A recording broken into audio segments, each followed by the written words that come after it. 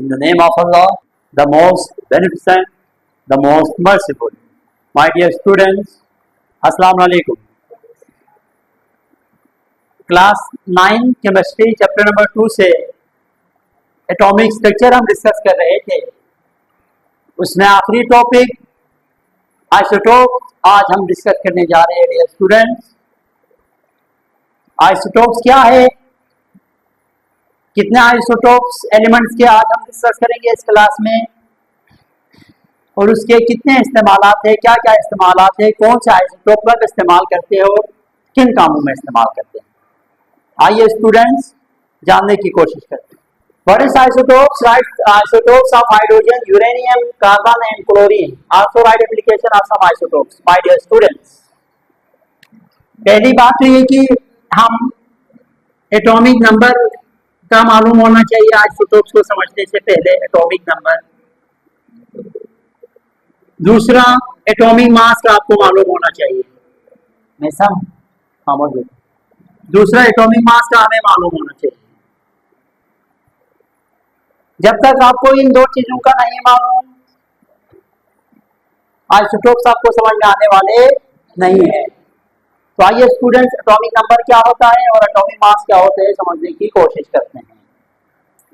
ये एक एटम है, एटम का न्यूक्लियस है। न्यूक्लियस में पॉजिटिव चार्ज पार्टिकल पाए जाते हैं जिन्हें प्रोटॉन कहते हैं। इस पॉजिटिव चार्ज की तादाद कितनी है किसी भी न्यूक्लियस के अंदर, उनका सम कहलाएगा। टोटल नंबर जो प्रोटॉन है न्यूक्लियस के अंदर कहलाएगा एटॉमिक नंबर। एटॉमिक नंबर समझ में आया? Total number of proton inside the nucleus. आपने मुझे बताया यहाँ पे आपको कितने नजर आ रहे हैं प्रोटॉन, तो इसके एटॉमिक नंबर कितने होंगे? 4। एटॉमिक मास की बात करते हैं तो प्रोटॉन के साथ साथ इसमें कुछ न्यूट्रल पार्टिकल भी पाए जाते हैं जिन्हें हम क्या कहते हैं? न्यूट्रॉन। अब दोनों का सम करें, sum of the total number of proton and neutron star atomic mass. अब आप मुझे बताएं इसमें कितने हैं? 1 2 3 4 5 6 7 8 9 10। तो हमारे पास इसके अंदर हम इसके एग्जांपल करें तो इसमें कितने आपके पास एटॉमिक मास है? इसका 10। अब बहुत सारे एलिमेंट ऐसे हैं जो सेम है लेकिन उनका जो एटॉमिक मास है वो डिफरेंट है। एटॉमिक नंबर सेम है लेकिन एटॉमिक मास डिफरेंट है, कहलाएगा isotopes. Atoms of the same element से बात ये कि अभी मैंने वहां पर आइसोटोप्स ऑफ हाइड्रोजन लिखा है ना। 3 तरह के हाइड्रोजन है, तीनों का एटॉमिक नंबर सेम है, हाइड्रोजन का 1 1 1, लेकिन एटॉमिक मास देखा जाए तो तीनों का डिफरेंट है। तो ऐसे एलिमेंट जिनका एटॉमिक नंबर तो सेम हो लेकिन एटॉमिक मास क्या हो? डिफरेंट हो, क्या कहलाएगा? आइसोटोप। स्टूडेंट्स याद रखें, आइसोटोप्स में नंबर ऑफ इलेक्ट्रॉन्स और नंबर ऑफ प्रोटॉन सेम होता है, नंबर ऑफ न्यूट्रॉन और एटॉमिक मास क्या होता है? डिफरेंट होता है। ओवरऑल देखा जाए तो नंबर ऑफ न्यूट्रॉन्स डिफरेंट होते हैं, सेम एलिमेंट। आइए स्टूडेंट्स, जब हम आइसोटोप्स ऑफ हाइड्रोजन डिस्कस करेंगे तो आपको मजीद आपका कॉन्सेप्ट क्लियर हो जाएगा। 3 तरह के आइसोटोप्स पाए जाते हैं, किसके? हाइड्रोजन के। डियर स्टूडेंट्स, एक का नाम है प्रोटियम, दूसरे का नाम है, तो प्रोटियम के बाद हमारे पास दूसरा जो है वो डियर स्टूडेंट्स ड्यूटेरियम, ठीक है। और तीसरा हमारे पास है माय डियर स्टूडेंट्स ट्राइटियम। तीसरा हमारे पास क्या है? ट्राइटियम। क्लियर बात? ये तीनों हाइड्रोजन का नाम है। किसका नाम है?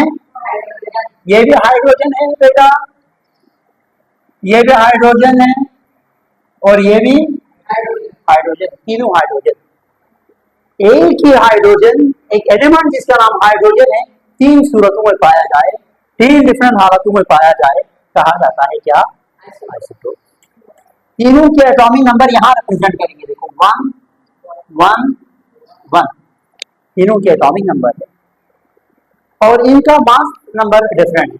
इसका जो है ना एटॉमिक मास की बात करें, क्योंकि इसमें एटॉमिक मास की डेफिनेशन यही है कि न्यूट्रॉन और प्रोटॉन का सम। इसमें एक प्रोटॉन है लेकिन कोई न्यूट्रॉन नहीं है, 0 न्यूट्रॉन है। देखो मैं यहाँ पे लिख के भी रखता हूँ। हम बात करेंगे, अच्छा प्रोटॉन को चलो P से रिप्रेजेंट करें, ठीक है, न्यूट्रॉन को N से, एटॉमिक मास को A से। तो प्रोटीन के अंदर प्रोटॉन कितने हैं? 1, न्यूट्रॉन 0। पेपर में आया था, पेपर में आया था, ये आया था कि वो भी सेकंड ईयर इसी साल जो हुआ था, मैंने बहुत देखा था जब मैं सोल्व कर रहा था ना वो पेपर, तो उसमें ये लिखा होता protein has number of neutron 1, 0, 2, 3। बंदा परेशान, इतने आसान क्वेश्चन, और अगर तैयारी नहीं करेंगे ये भी मुश्किल हो जाएगा। तो इसमें एटॉमिक मास 1 + 0 कितना हो जाएगा? 1। तो इसका एटॉमिक मास हमेशा यहाँ रिप्रेजेंट करे तो अच्छी बात है। तो ये है प्रोटीन। इसके बाद ड्यूटेरियम। ड्यूटेरियम में हमारे पास प्रोटॉन, न्यूट्रॉन और एटॉमिक मास। तो प्रोटॉन इसके अंदर कितने हैं? 1 प्रोटॉन सब में सेम होंगे। न्यूट्रॉन इसमें कितने हैं? 1। एटॉमिक मास कितना होना चाहिए? हमेशा P + N atomic mass A होता है, एटॉमिक मास तो 2। तो ये 1 और ये ट्राइटियम, ट्राई, इसमें प्रोटॉन कितने हैं? प्रोटॉन सब में सेम होंगे, 1 1 होंगे सब में। 1 न्यूट्रॉन, 2 एटॉमिक मास, 3 उनको प्लस करने से तो यहाँ पे क्या आएगा? माय डियर स्टूडेंट्स, मे भी ये छोटा सा आपके पास एक एटम है, इस वजह से आपको इससे क्या ड्रॉ करना पड़े? स्ट्रक्चर ड्रॉ करना पड़े। तो स्ट्रक्चर इस तरह ड्रॉ करें आप, यूं यहाँ पे हाइड्रोजन या इस तरह इसी के सामने इसके नीचे ना, तो इसका आप यहाँ पे कितने, इसमें न्यूट्रॉन 0 है ना, जैसे प्रोटॉन यूं बनाए, ठीक है, और ये न्यूक्लियस हो गया, और यहाँ पे फर्स्ट शेल बनाए, शेल के अंदर क्या रखेंगे? इलेक्ट्रॉन रखेंगे, इलेक्ट्रॉन सब में 1 1, ठीक है। फिर ड्यूटेरियम के लिए आप क्या करेंगे? ड्यूटेरियम में हमारे पास कितने होंगे? 1 + 1 न्यूट्रल पार्टिकल न्यूक्लियस में, और बाहर शेल में कितने इलेक्ट्रॉन होंगे? 1। इसी तरह ट्राइटियम के अंदर क्या होंगे? ये न्यूक्लियस, इसमें 1 प्रोटॉन और 2 क्या होंगे? 2 न्यूट्रॉन होंगे, और ये इसके फर्स्ट शेल में। तो ये है हमारे पास isotopes of hydrogen, isotopes of hydrogen. इसके बाद हम आते हैं आइसोटोप्स ऑफ यूरेनियम। यूरेनियम के माय डियर स्टूडेंट्स 3 आइसोटोप्स पाए जाते हैं। कितने हैं? देयर आर, इसके स्ट्रक्चर नहीं बनाने, ठीक है, यूरेनियम के बहुत बड़ा सा एक एटम है, बहुत बड़ा एटम है, स्ट्रक्चर नहीं बनाएंगे। हाइड्रोजन क्लोरीन के आप बना सकते हैं, वो स्ट्रक्चर बनाने के लिए आता है। There are 3 isotopes of uranium. Uranium के आइसोटोप्स कितने होते हैं? 3। यूरेनियम, अच्छा यूरेनियम का जो एटॉमिक नंबर है वो है 92। एक यूरेनियम होता है 235, इसका कोई स्पेशल नाम नहीं है, एटॉमिक मास से इसी का नाम रखा हुआ है यूरेनियम 235। इसके इस्तेमाल भी मैंने यहाँ पे लिखा है, ठीक है। एक है यूरेनियम, इसका 92 ही होगा, एटॉमिक नंबर यहाँ रिप्रेजेंट करेंगे, एटॉमिक मास इधर 237, यूरेनियम 237। और तीसरा जो हमारे पास है वो है यूरेनियम 92 और 238 माय डियर स्टूडेंट। सिर्फ इतना सा आप याद रखेंगे यूरेनियम के बारे में। और एक मालूमाती बात यूरेनियम के बारे में, यूरेनियम के बारे में मालूमाती बात ये याद रखेंगे कि हमारे पास यूरेनियम 238 जो है ना, इसके बारे में याद रखेंगे वो। फिर यूरेनियम का आइसोटोप के बारे में वो कुछ याद रखने की जरूरत नहीं है। यूरेनियम 238 99% पाए जाते हैं, बाकी ये बहुत ही कम मिलेंगे।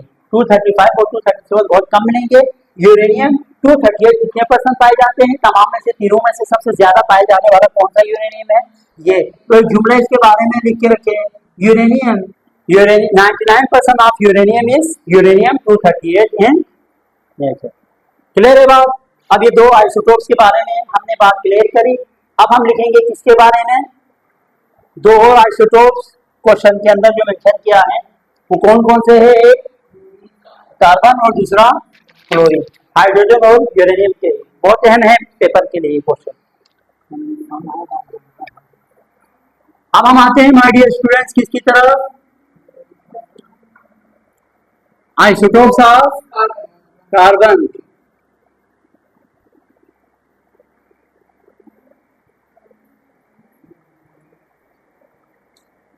कार्बन के आइसोटोप्स की बात करें तो कार्बन के हमारे पास माय डियर स्टूडेंट्स 3 आइसोटोप्स पाए जाते हैं। कितने?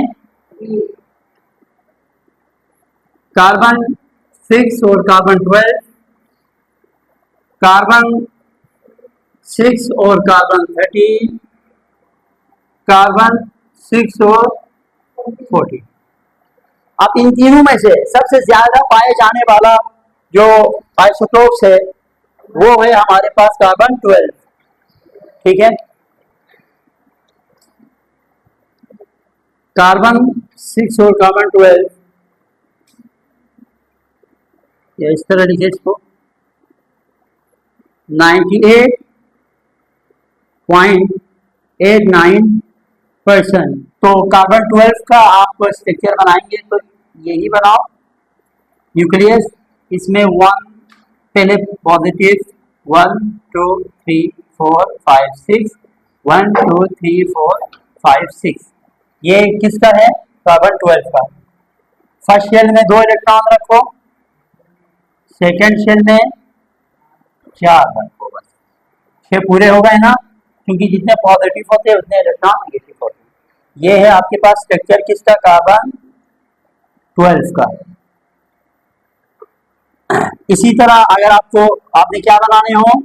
कार्बन 13, तो कैसे बनाएंगे? 1 2 3 4 5 6, पॉजिटिव चार्ज 6 ही होगा।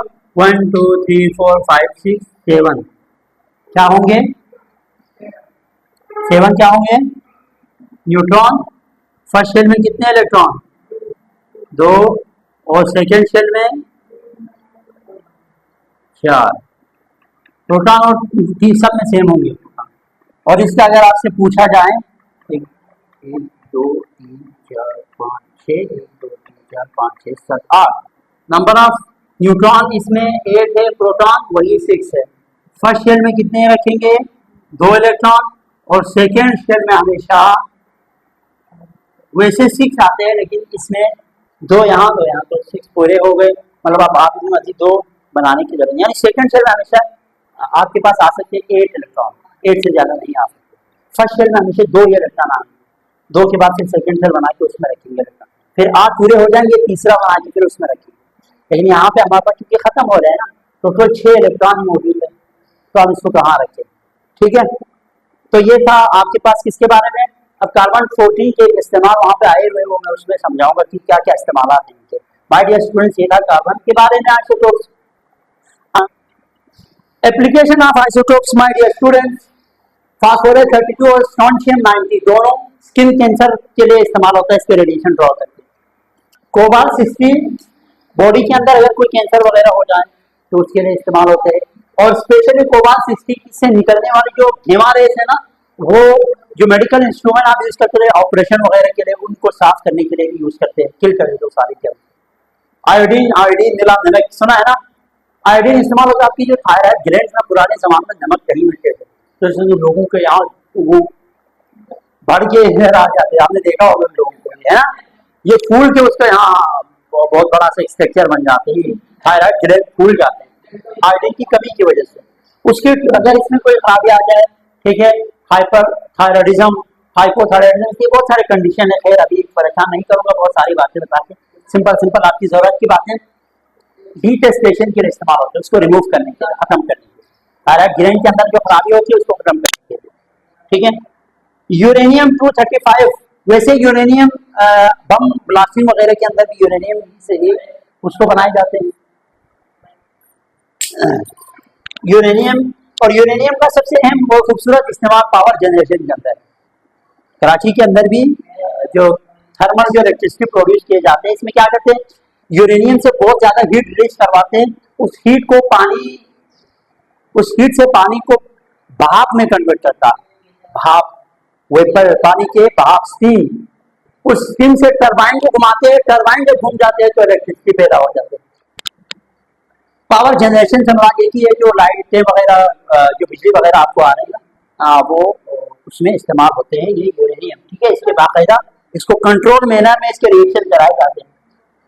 Plutonium 238 heart pacemaker. कभी कभार आपके दिल के अंदर जो है ना करंट, आपके दिल के अंदर भी करंट जनरेट होता है। आपके दिल के अंदर दिल जो धड़क रहे हैं ना, खुद से नहीं धड़क रहे, दिल की जो धड़कन है ना वो खुद से नहीं हो रही। इसके अंदर क्या होता है, इसके अंदर इसको कुदरत ने उसके अंदर करंट रखा है। आपके दिल के अंदर भी करंट है, आपके दिमाग के अंदर भी करंट है।